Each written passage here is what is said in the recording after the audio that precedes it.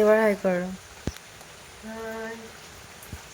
Good morning everyone, সবাইকে জানাই শুভ জন্মাষ্টমী। জন্মাষ্টমীর অনেক অনেক শুভেচ্ছা। তো আজকে আমি ছোট্ট করে যেমন পারবো সেইভাবে জন্মাষ্টমীর পুজোটা করব, পালন করব। তো আজকে সেটারই ব্লগ সকালবেলা থেকে শুরু করছি। এখন বাজে 5:30। তো চলো আমার সঙ্গে থাকো আর পুরো ব্লগটা দেখতে থাকো। চলো, ঘুম থেকে যখন সকাল সকাল উঠেই পড়েছি, বাড়ি ঘরগুলো সকাল সকাল গুছিয়ে ফেলি। তো আগে স্টার্ট করছি আমি বিছানা গোছানো দিয়ে। সকাল যেহেতু হয়ে গেছে আর বাড়িতে যেহেতু পুজো, ঘর বাড়ি কিন্তু পরিষ্কার রাখাটাই বেটার হবে। আর আমার হাজব্যান্ডও ঘুম থেকে উঠে গেছে, বিছানায় কেউ নেই, তাই বিছানাটা আমি একেবারে গুছিয়ে নিলাম।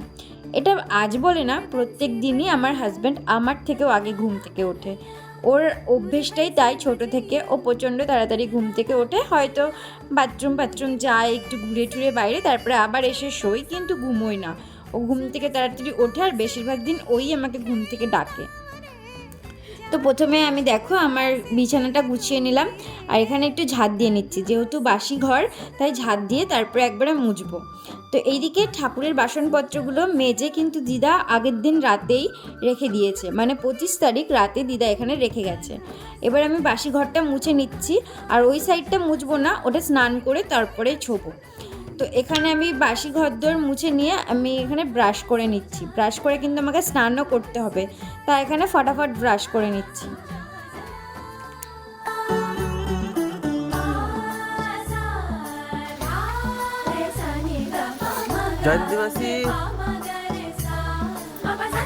জানো তো, আজ মানে জন্মাষ্টমীর দিন সকালবেলা, সকাল বললে ভুল হবে, ঘুম থেকে উঠে মানে ভোর থেকেই আমি দেখছি খুব বৃষ্টি হচ্ছে। তবে মাসি, দিদা আর মেসো বলল আজকের দিনটা নাকি খুব শুভ। বৃষ্টি হচ্ছে মানে পুষ্প বৃষ্টি হচ্ছে, মানে কি বলে সেটা আমি জানি না। তো সেটাই, বৃষ্টির মধ্যে দেখো আমার স্নানও কমপ্লিট হয়ে গেছে।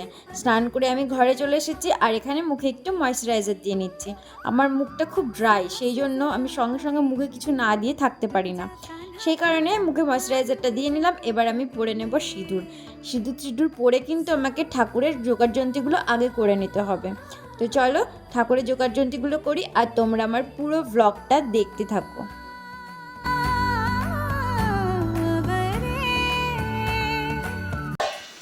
কি আর করবি, ওগুলো বের করছিস কেন? সব ঠিকঠাক আছে কিনা দেখছি, এটা গেছে ঘুরে ঘুরে, তবুও ঠিকঠাক আছে। ফ্রিজে রাখা হয়নি কারণ ফ্রিজে রাখবি কেন? হ্যাঁ, সেই ছোঁয়ানোর একটা ব্যাপার আছে, আর ফ্রিজে রাখলে তো বলার কি দরকার? তো বলার কি দরকার?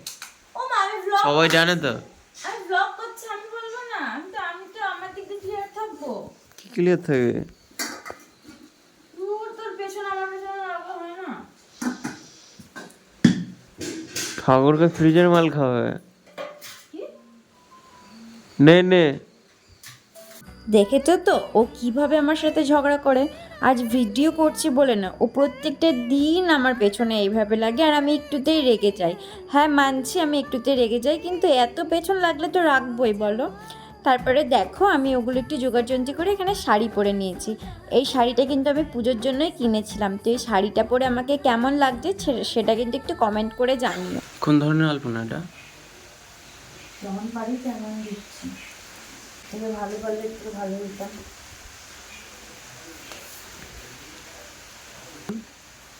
আগে সব জোগাড় করে নেব, মানে ভোগগুলো বানিয়ে নেবো, তারপরে আলপনাটা দিয়ে রাখলাম যাতে তাড়াতাড়ি শুকিয়ে যায়।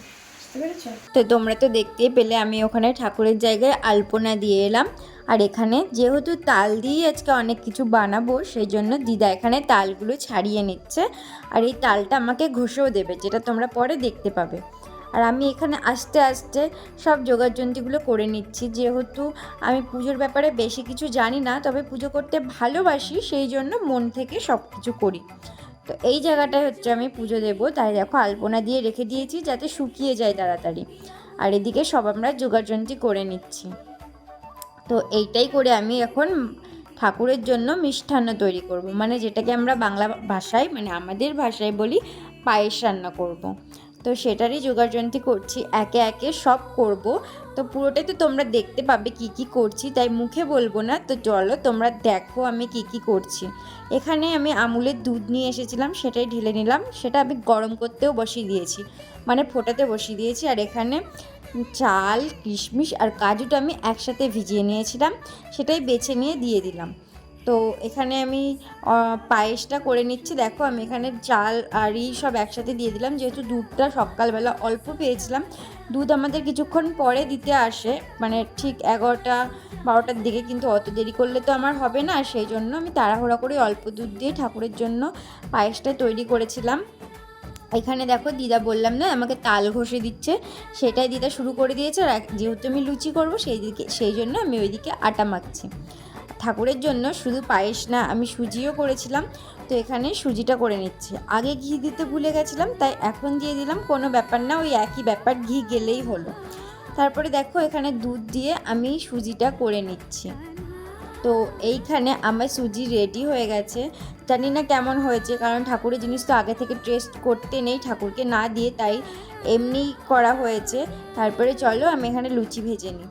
দেখো আমি কড়াইতে কিন্তু তেল গরম করতেও দিয়ে দিয়েছি। আর প্রথমে আমার অভ্যেস, আমি আমার মা বাবার কাছে শিখেছি, ঠাকুরের কোনো কিছু বানালে বা কোনো কিছু নতুন কিছু বানালে আমার মাকে দেখেছি যদি কাঠে রান্না করে তাহলে উনুনের পাশে, আর যদি গ্যাসে করে তাহলে গ্যাসের ওভেনের মধ্যে ব্রহ্মা ঠাকুরের নাম করে সেই মানে প্রথম জিনিসটা দিয়ে দেয়, প্রথম খাবারটা, সেটা লুচি হোক বা মিষ্টি কোনো জিনিস হোক সেটাই। তো মায়ের কাছ দিয়ে যখন আমি শিখেছি, সেটা আমি যতদিন পারবো মেনে চলবো, তাই আমিও তাই করলাম। প্রথমে ছোট্ট একটা লুচি ভেজে ব্রহ্মা ঠাকুরের নাম করে ওভেনের মধ্যে দিয়ে দিলাম। তারপরে আমি আমার কৃষ্ণ ঠাকুর মানে আমার গোপালের জন্য এখানে লুচি ভেজে নিচ্ছি। জানো আমি সব পারি, কিন্তু লুচি গোল গোল করে ভাজতে মানে বেলতে পারি না। রুটি করতে পারি, তবে লুচি করতে পারি না, জানি না কেন, হয়তো শিখিনি এখনও। আস্তে আস্তে সব শিখছি, আরও শিখবো, কারণ শেখার কোনো বয়স নেই। যতই শেখো না কেন, শেখার কিছু শেষ হয় না। তো তোমাদের সাথে গল্প করতে করতে দেখো আমার লুচি কিন্তু কমপ্লিট। আর এখানে আমি ঠাকুরের জন্য তালের বড়া করব, সেই জন্য তালের যেই ক্ষীরটা দিয়ে সেইটা যা যা উপকরণ লাগে সব কিছু দিয়ে মেখে দেখো আমি ভাজতেও দিয়ে দিয়েছি। এখানে ছোট্ট ছোট্ট করে আমি গোপালের জন্য আগে অল্প কটা ভেজে নিব। প্রত্যেকটা জিনিসই আমি অল্প অল্প করে নিয়েছি, পরে পুজো শেষে আবার করা হয়েছে, সেটা শেষে অ্যাড করে দেওয়া আছে, তোমরা দেখতে পাবে। তো এখানে দেখো আমার তালের বড়াও হয়ে গেছে। তালের বড়াগুলো কিন্তু আমি একদম ছোট ছোট করেছি, মানে ভেবেছিলাম ছোট করব, কিন্তু খুব বড় হয়েছে। এরপরে যেগুলো করেছি সেগুলো ছোট ছোটই করা হয়েছে। তাহলে পায়েস হলো, সুজি হলো, আর তালের বড়া হলো। এবার করব আমি মালপো। আমি কিন্তু যতটা পেরেছি আমি ততটা করার চেষ্টা করেছি। আস্তে আস্তে যত দিন যাবে প্রত্যেক বছর আমি প্রত্যেক বছরের থেকে ভালো কিছু করার চেষ্টা করব, যদি ঠাকুর আমার সাথে থাকে আর যদি চাই। তো সেই রকমভাবে আমি এগিয়ে যাচ্ছি আস্তে আস্তে। তো এখানে দেখো আমার সবকটা মালপোও ভাজা হয়ে গেছে, অল্প করে ঠাকুরের জন্যই ভেজেছিলাম। আর এখানে দিদা আমাকে ফলগুলো বানিয়ে দিয়েছে। আর এখানে দেখো 5 রকম মিষ্টি নিয়ে এসেছিলাম ঠাকুরের ভোগে দেবো বলে, সেইগুলো দিদা সাজিয়ে দিয়েছে। চলো এবার একে একে ঠাকুরের কাছে সবগুলো জিনিস নিয়ে যাই। তো একে একে সব কিছু সবাই মিলে নিয়ে চলে এসেছি, সবাই বললে ভুল হবে, আমি আর দিদা। তো এখানে দেখো আমি সব জোগাড়যন্ত্রগুলো করে নিচ্ছি। যেহেতু গোপালকে আমি স্নান করাবো, সেই জন্য আমি ওই বাটিটাতে দুধ ঢেলে নিলাম, সেটার মধ্যে গঙ্গার জল দিয়ে মানে সব কিছু যেগুলো লাগে সেইগুলো দিয়ে রেডি করে নিয়েছি। আর এই যে এই গামলাটা রয়েছে, এটাকে পুষ্প বরাত বলে না কি বলে আমি জানি না, আমি অনেক কিছুর অনেক নাম জানি না, আমি আগেও বলেছি, কেউ আমার ভুল ধরো না, না মানে ভুল ধরতে অবশ্যই পারো, কিন্তু বাজে কমেন্ট করো না, ভুলগুলো ধরিয়ে দিও, কোনটাকে কি বলতে হয় কি করতে হয়। ভুল কিছু করে থাকলে অবশ্যই বলো, কিন্তু সেটা ভালোভাবে বলতে পারো, বাজেভাবে নয়। অনেককে দেখেছি অনেক রকম বাজেভাবে কমেন্ট করে, হ্যাঁ কিছু জানো না শোনো না তবুও এই করছো সেই করছো, সেইভাবে না বলে তোমরা যদি আমাকে ভালো করে বলো, আমি অবশ্যই আমার ভুলগুলো শুধরে নেব।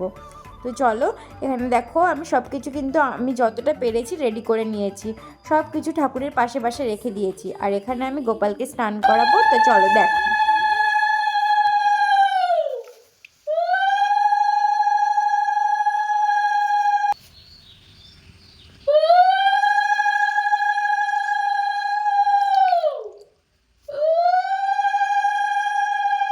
গোপালকে স্নান করানো তো হয়ে গেল। দেখো স্নান টান করে আমার গোপালকে কি সুন্দর লাগছে না, কি মিষ্টি। এই কথাটা কিন্তু আমাকে আমার মাসিও বললো যে গোপাল আমাদের খুবই সুন্দর। তো গোপালকে স্নান করানো হয়েছে। মা আর দিদা বললো যে তোর আঁচলটা দিয়েই গোপালকে মুছিয়ে দে, তাই মাদের কথা মতো আমি আমার শাড়ির আঁচল দিয়েই আমার গোপাল সোনাকে মুছিয়ে দিলাম, কারণ ও তো আমার ছেলের মতো।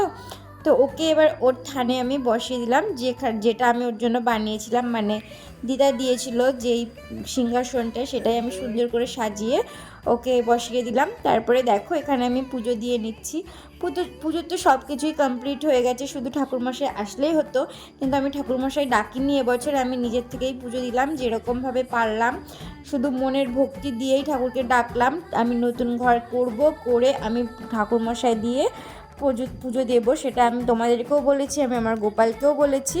তো এখানে আমার পুজো কমপ্লিট হয়ে গেছে। আমি দেখো প্রণাম টনাম করে নিলাম, একে একে দিদা মাসি সবাই প্রণাম সেরে নিল।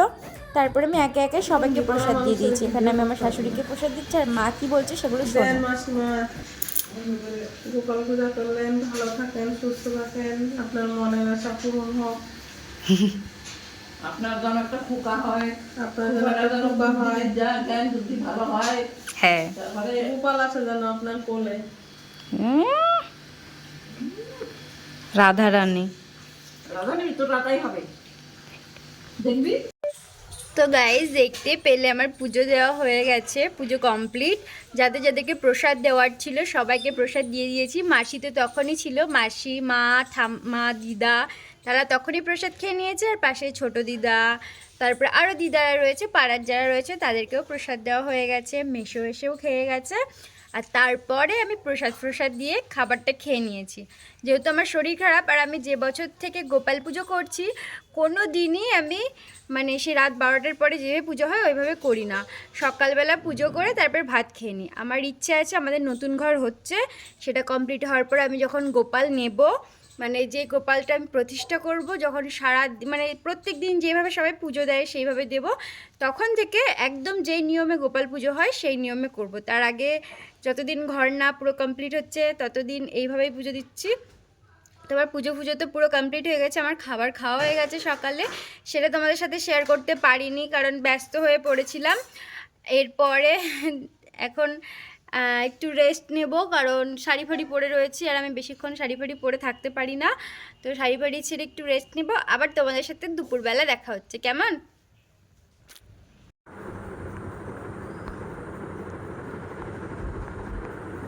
এই এই উঠ উঠ উঠ উঠ উঠ বন্ধ কর।